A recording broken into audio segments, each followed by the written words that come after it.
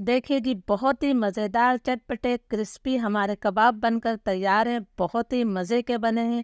आप समोसे, पकौड़े, रोल, कचौरी खाना भूल जाएंगे जब ये कबाब बनाकर खाएंगे। एक दफ़ा आपने आलू अंडे के ये कबाब बना लिए तो आप इसे बार बार बनाना पसंद करेंगे। बहुत ही मज़े के ये कबाब बने हैं। तो चलिए हम देख लेते हैं कि इन मज़ेदार कबाब को हमने किस तरह बनाया है। अस्सलाम वालेकुम, मेरा नाम है शाहीन और मैं अपने किचन में आप सबको खुश आमदीद कहती हूँ।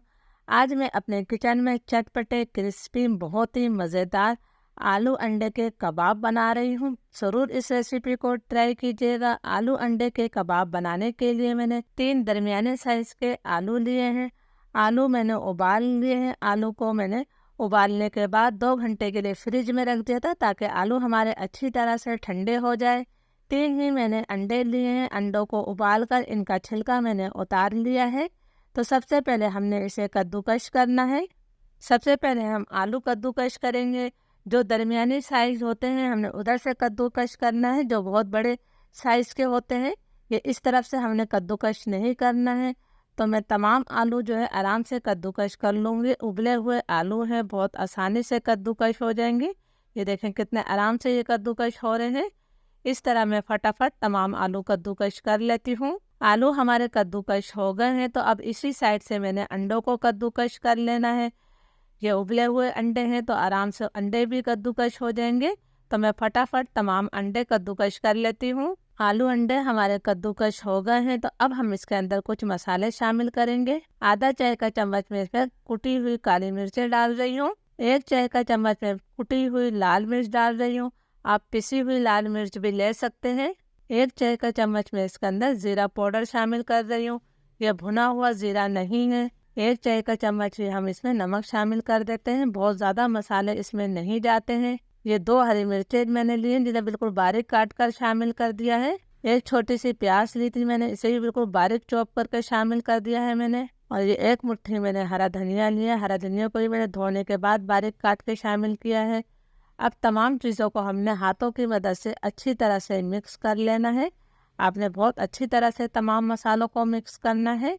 मसालों को मैंने अच्छी तरह से मिक्स कर लिया है। मिक्स करने के बाद आप नमक मिर्च अपने टेस्ट के मुताबिक चख सकते हैं।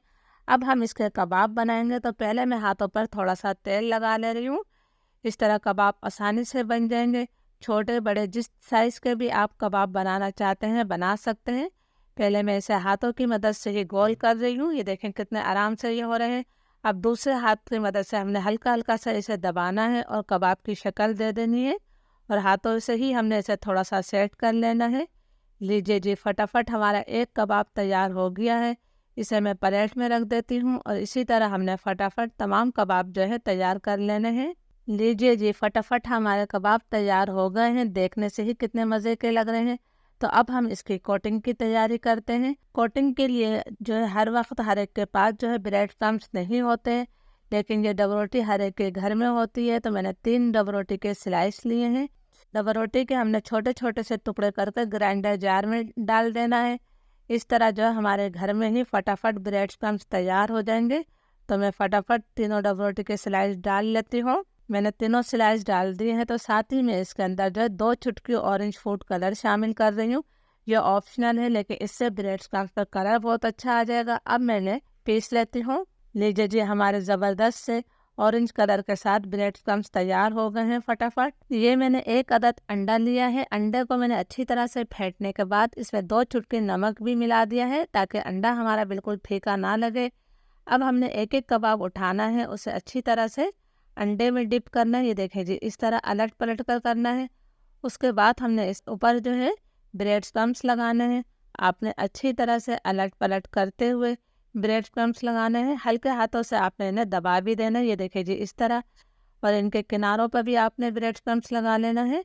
लीजिए जी, हम फटाफट हमारा एक कबाब तैयार हो गया है। इस तरह मैं फटाफट तमाम कबाब तैयार कर लेती हूँ। मैंने तमाम कबाब तैयार कर लिए हैं। अगर आप चाहें तो इन्हें 15-20 मिनट के लिए फ्रिज में रख सकते हैं रेस्ट के लिए, लेकिन मैं इन्हें हाथ के हाथ ही फ्राई कर रही हूँ। मीडियम टू हाई फ्लेम पर मैंने तेल को अच्छी तरह से गर्म कर लिया है और अब फ्लेम मैंने मीडियम कर दिया है। मीडियम फ्लेम पर मैं इन कबाब को फ्राई करूँगी। तो अभी हमने इन्हें फ़ौरन ही चम्मच नहीं चलाना है। कबाब को फ्राई होते हुए 1-1.5 मिनट हो गया है, तो अब मैं इनकी साइड जो है तब्दील कर रही हूँ। माशाल्लाह आप देख सकते हैं कि कितना प्यारा सा इन पर कलर आ गया है।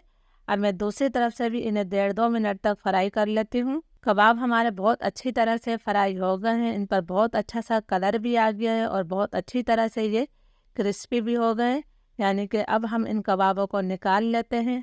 मैं आपको करीब से भी दिखा देती हूँ कि कबाब हमारे कितने ज़बरदस्त फ्राई हुए। ये देखिए जी, इसे मैं प्लेट में रख रही हूँ और बाकी कबाब भी निकाल लेती हूँ। ये मैंने तीनों कबाब निकाल लिए हैं। अब हमारे जो बाकी कबाब रह गए हैं मैं उन्हें भी फ्राई कर लेती हूँ। हमने फटाफट बाकी कबाब भी फ्राई कर लेना है। अल्हम्दुलिल्लाह हमारे तमाम कबाब फ्राई हो गए हैं, देखने में अच्छे लग रहे हैं, तो प्लीज़ वीडियो को लाइक ज़रूर कर दीजिएगा, चैनल को सब्सक्राइब कर दीजिएगा। इजाज़त दीजिए, दुआओं में याद रखिएगा। अल्लाह हाफिज़।